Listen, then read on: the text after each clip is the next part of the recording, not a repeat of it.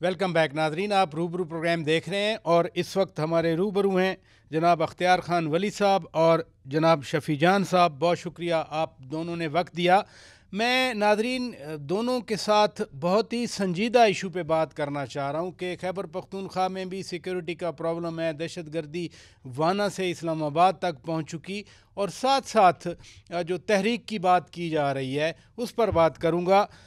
शफ़ी जान साहब, ये ऑपरेशन की तो मुखालफत कर रही है आपकी सूबाई हुकूमत, वफाक शिकायत भी कर रहा है कि सूबाई हुकूमत ज़िम्मेदारी पूरी नहीं कर रही सिक्योरिटी के मामलात पर।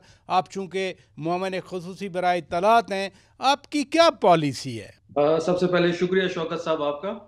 देखिए, इस वक्त जो खैबर पख्तूनख्वा की हुकूमत को जो सबसे बड़ा चैलेंज दरपेश है वो अमन अमान की सूरत हाल है। आपने पिछले दिनों देखा होगा, उसी अमन अमान की सूरत हाल के लिए सीएम सोहेल अफरीदी साहब की सरबराही में और बाबर सलीम स्वाति साहब ने तमाम पॉलिटिकल पार्टीज को खैबर पख्तूनख्वा की असम्बली की छत के नीचे जमा किया। तमाम पॉलिटिकल स्टेक होल्डर्स वहाँ मौजूद थे।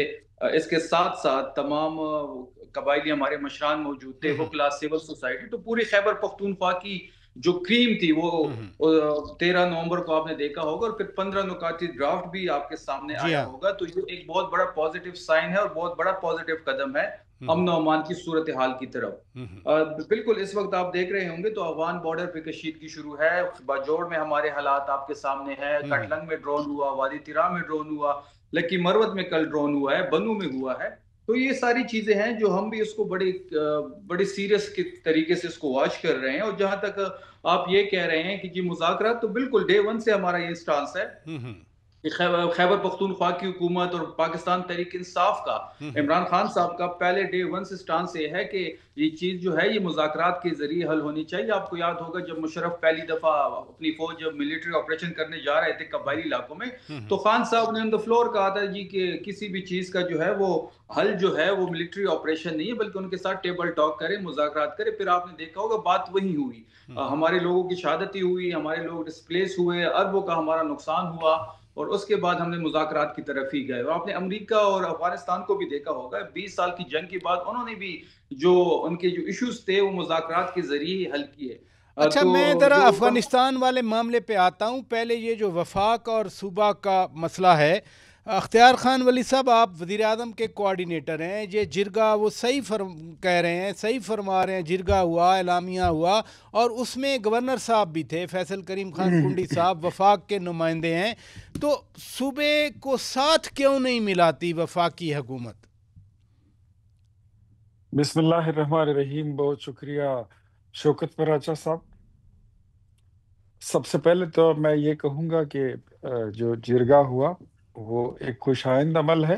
ये बहुत पहले हो जाना चाहिए था। हम अच्छा। चाहते हैं कि पाकिस्तान तहरीक इंसाफ की जो वहाँ पर हुकूमत है, जो हमारे उनके साथ डिफरेंसेस हैं, क्या हम इनका मैंडेट तस्लीम करते हैं या नहीं करते हैं, हुकूमत लिजिटिमेट है या इलिजिटिमेट है, वो डिस्पाइट ऑल थिंग्स हम इस बात पर कमिटेड हैं कि इफ आप इस वक्त अगर हुकूमत में है तो हमें आपके साथ चलना है और हम आपका सपोर्ट करेंगे हर वो काम में जो सूबे के अवाम के मफाद में हो। हालांकि मैं ये समझता हूँ कि जिन जिन लोगों को इन्होंने बुलाया था वो सब आए थे, और उसमें से कोई एक पार्टी ऐसा नहीं था, इवन वहां पर जितने इंडिविजुअल्स बैठे हुए थे वो इनके सताए हुए लोग थे। लेकिन जब कौमी वहदत की बात आती है, कौमी यगानियत की बात आती है, तो फिर सारे लोग दौड़ कर आते नहीं, हैं, अभी तो राउंड पॉलिसी द टेबल पे डिफरेंस है सब ना बैठ अख्तियार जाते हैं। वली खान साहब, अब पॉलिसी डिफरेंस है। वो टॉक्स की बात करते हैं, आप तो टॉक्स के हक में नहीं है ना वफाकी हुकूमत तो। मैंने इनको ये भी कहा था कि टॉक्स तो हमने जितने किए थे हमने कर लिए, टॉक्स तो जितने आपने करने थे आप भी कर चुके हो। दोहा के जो मुज़ाकिरात थे वो किसने किए थे? वो इन्होंने किए थे, इनकी हुकूमत में हुए थे। दोहा मुआहदा तो इनकी हुकूमत में हुआ था। उस पे कितना इम्प्लीमेंटेशन हुआ है? वो मुज़ाकरात के नतीजे ही हैं ना। तो मतलब ये है कि इस वक्त हम ये चीजें भूल जाएंगे, इस वक्त थोड़ी देर के लिए भुला देते हैं कि दोबारा टेररिज्म की आबादकारी खैबर पख्तूनख्वा में कैसे हुई, भूल जाएं। इस वक्त हमने इस चीज को काउंटर करना है। काउंटर करने के लिए दैट्स अ क्वेश्चन। जो जो जो जो जो आपकी पॉलिसी है اگر وہ آلریڈی آزمودہ ہے اور اس کے نتائج نہیں نکل رہے ہیں تو دین یو شوڈ سپورٹ اس. پھر آپ کو وفاق کے ساتھ چلنا چاہیے. اف یو تھنک کہ آپ کے پاس کوئی اچھی تجاویز ہے اور ہم سے بہتر پلان ہے تو then you better come along with the suggestion and sit with the prime minister. National security کی جو بھی میٹنگ آگے آنے والی ہے اس میں بیٹھ کر آپ اپنی تجاویز دے دیں اور اس کی انتظار بھی نہ کریں. Tell your ask your chief minister چلیں آپ کا پوائنٹ آ گیا, آپ کا پوائنٹ آ گیا, اور وزیر اعظم کو کال کریں اور وزیر اعظم کو بتائیں کہ I have some very better plans.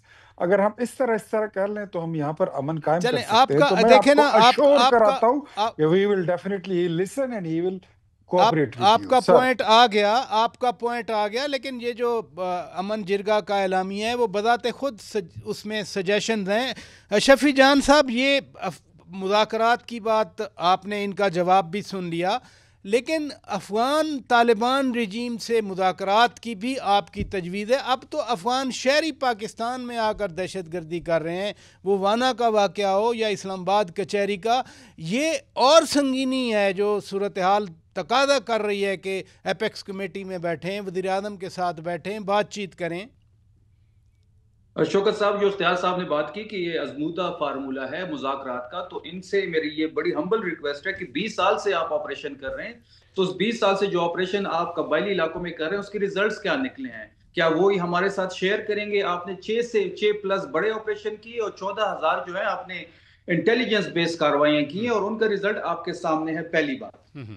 دوسری بات جو آپ کر رہے ہیں کہ جی افغانستان کے شہری وانا سے لے کے اور اسلام آباد پہنچ گئے, تو بارڈر کی سیکورٹی کس کے پاس ہے؟ بارڈر کو کون مینیج کر رہا ہے؟ بارڈر کو کون دیکھ رہا ہے؟